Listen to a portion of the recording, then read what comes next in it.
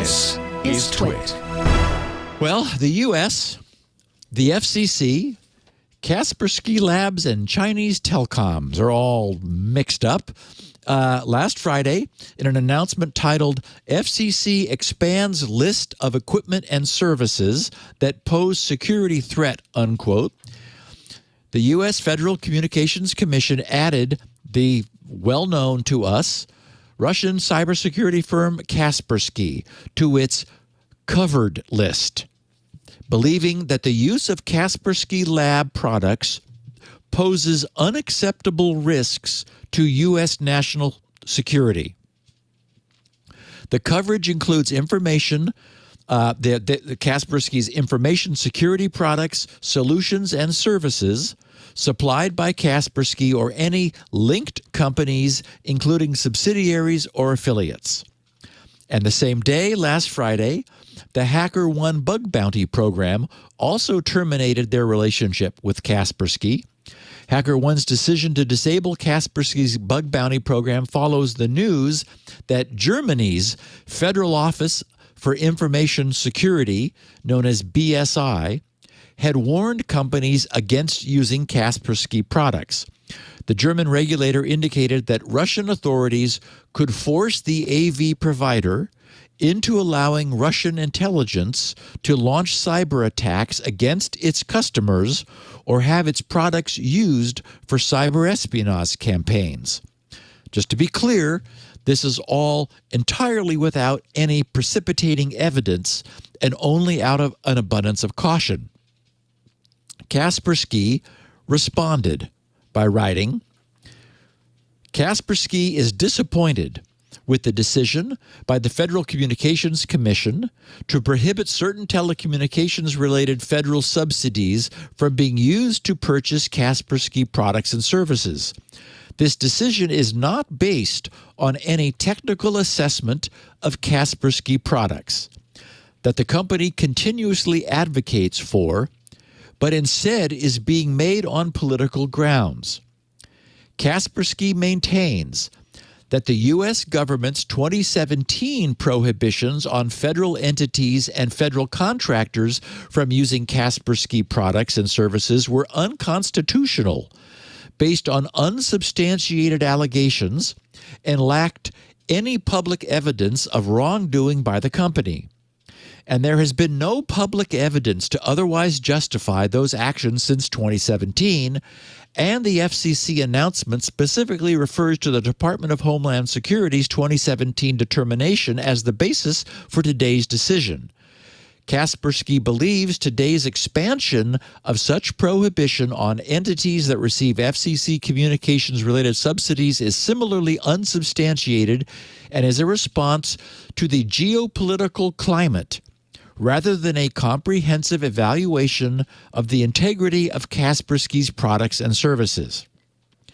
Kaspersky will continue to assure its partners and customers on the quality and integrity of its products, and remains ready to cooperate with U.S. government agencies to address the FCC's and any other regulatory agencies' concerns.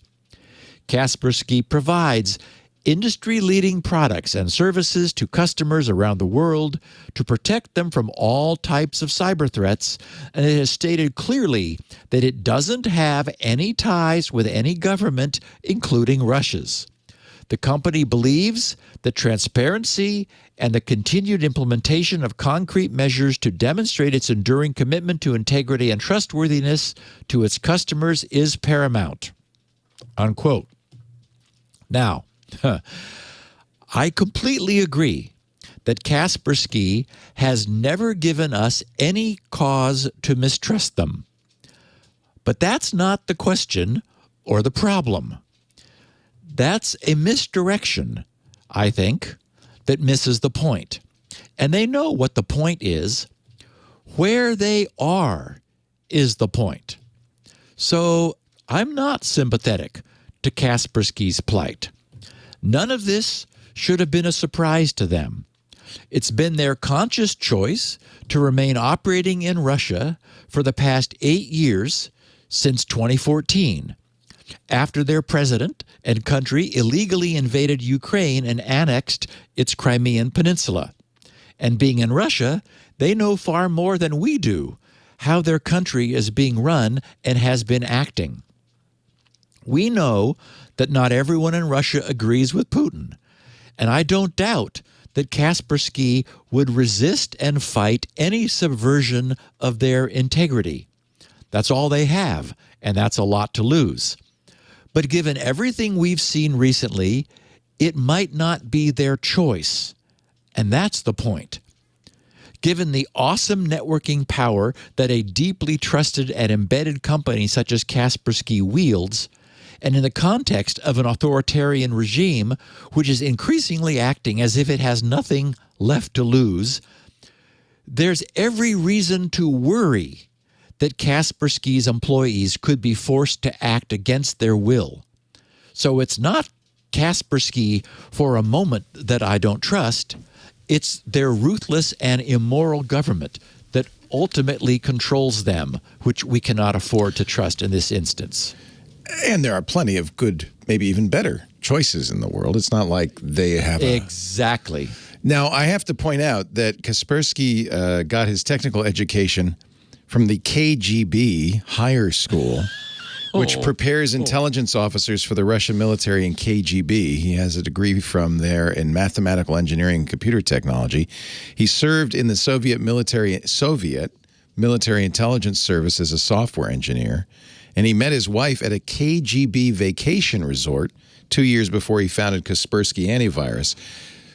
I'm not saying, I mean, here's part of the problem is everybody loves Eugene because he's a very good salesman. And he goes around and he goes to conferences and stuff and, he buys people drinks. Dvorak used to swear by Kaspersky, probably because he used to hang with Eugene. Yep. I don't know. I think there's no evidence. But there's enough smoke. Yes, and your point, Leo, is why take the risk? Well, you don't have to, so why? And all this, by the way, is saying you can't use government subsidies to buy Kaspersky. Right. And by the way, you can't buy a lot of Russian stuff right now, not because they're inherently insecure, but because it's money to Russia. So I don't think this is a bridge too far. Yeah, and, from my standpoint, there's no way I would feel completely comfortable right now if my computer was running software that was routinely phoning home to Russia. That just, seems a bad idea. We're waiting for the big cyber attack. And they were implicated in the leak of the NSA hacking tools. Yes, whether intentionally or not, they were involved. Yep. Which is not to say that other AV might not have also been doing the same thing, but theirs went to Russia. So anyway, and for what it's worth, Kaspersky has not been singled out for this treatment, at least not globally. Last week's decision to designate Kaspersky as a national security threat follows previous decisions to ban and revoke China Unicom America's license over serious national security concerns in January of this year. And 2.5 weeks ago, the FCC added the Chinese telecommunications companies Huawei, ZTE, Hytera Communications, Hikvision, and Dahua to its ban list. Back in June of 2020, Huawei and ZTE were designated national security threats to the integrity of the U.S. communications networks or the communications supply chain.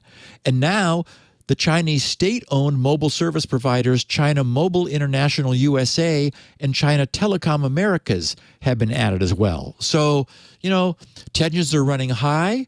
And, Leo, we're in this weird world of deep economic codependency with those we do not trust.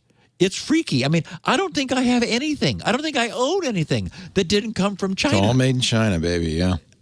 Yet, here we are, and how many times have I talked about our IoT stuff? Right. All my lights and plugs and things turn on and off because they're connecting to Chinese cloud services. I actually think that's a good thing, not from a security point of view, but from a global economic perspective. I do too. Interdependence is good for peace. Yes. And if we weren't so interdependent, we couldn't sanction Russia to the degree we have. Yes, And obviously, it's not enough to stop them, but. Well, it's not enough to stop one man. Right. And I think that's the problem. That's the problem, is that this guy is, believed to be the richest person in the world. Nothing. He doesn't care at this point. And there are no handles on him. There's nothing we can do. Right. And so we'll see what happens. But, yikes.